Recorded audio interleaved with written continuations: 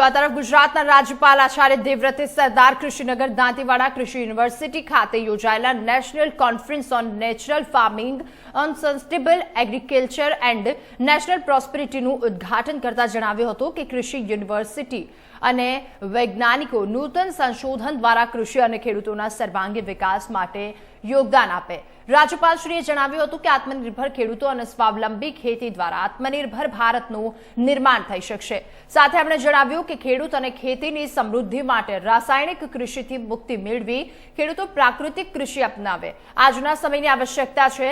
સાથે રાજ્યપાલે જણાવ્યું હતું કે સમય આવી ગયો છે રાસાયણિક કૃષિને તિલાંજલિ આપવાનો।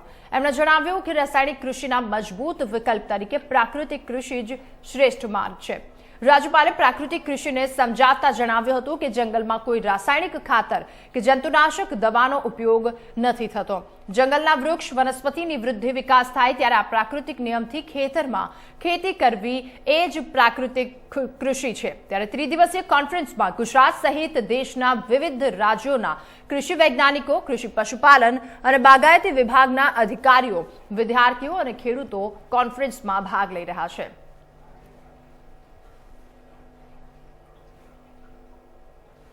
તો કૃષિ યુનિવર્સિટી ખાતે કોન્ફરન્સનું આયોજન કરવામાં આવ્યું હતું, જેમાં વિદ્યાર્થીઓ અને લોકોની સાથે સાથે આચાર્ય દેવવ્રત, રાજ્યપાલ પણ ત્યાં હાજર હતા। રાજ્યપાલે પ્રાકૃતિક કૃષિને સમજાવતા જણાવ્યું કે જંગલમાં કોઈ રાસાયણિક ખાતર, જંતુનાશક દવાનો ઉપયોગ થતો નથી, છતાં જંગલના વૃક્ષ વનસ્પતિની વૃદ્ધિ અને વિકાસ થાય છે। આ જ પ્રાકૃતિક નિયમથી ખેતરમાં ખેતી કરવી એ પ્રાકૃતિક કૃષિ છે। આ ત્રિદિવસીય કોન્ફરન્સમાં ગુજરાત સહિત દેશના વિવિધ રાજ્યોના કૃષિ યુનિવર્સિટીના વૈજ્ઞાનિકો, કૃષિ પશુપાલન અને બાગાયત વિભાગના અધિકારીઓ, વિદ્યાર્થીઓ, ખેડૂતો તેમાં ભાગ લઈ રહ્યા છે।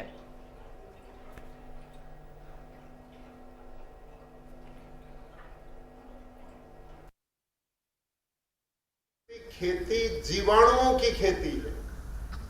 प्राकृतिक खेती सूक्ष्म जीवाणुओं की खेती है और ये सूक्ष्म जीवाणु क्या काम करते हैं? धरती का ऑर्गेनिक बढ़ाने का काम करते हैं।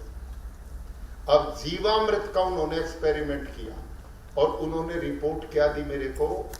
1 ग्राम जो देसी गाय है, भारत की जितनी भी भारतीय नस्ल की गाय, 1 ग्राम गोबर में 300 करोड़ सूक्ष्म जीवाणु।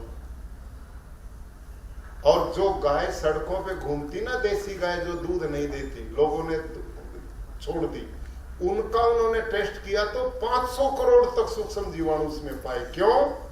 क्योंकि जो एनर्जी दूध में लगती थी बनाने में, वो नहीं लगी तो वो सूक्ष्म जीवाणु बनाने में लग गई। ये जो गाय है ना, हमने तो इसको धार्मिक रूप लोगों ने दे दिया, इसकी वैज्ञानिकता समझी नहीं। असली कारण क्या था?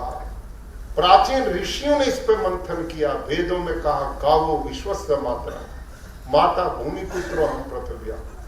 ये जो वेदों के सार थे, इनको उस काल के लोगों ने समझा। बाद में ये धार्मिक रूप लेकर आरती उतारने की चीज रह गई, वैज्ञानिकता इनकी समझी नहीं। इसकी जो आते हैं ना देसी गाय की, भगवान ने मानव जीवाणुओं की फैक्ट्री लगाकर किसान के लिए भेजी और किसान के लिए बैल देती थी, वो खेती करते थे। गोबर इसका सूक्ष्म जीवाणुओं का भंडार है और गोमूत्र इसका खनिजों का भंडार है और दूध उसका A2 दूध है। इतना पवित्र पशु जो हो, वो कितना कल्याण करेगा।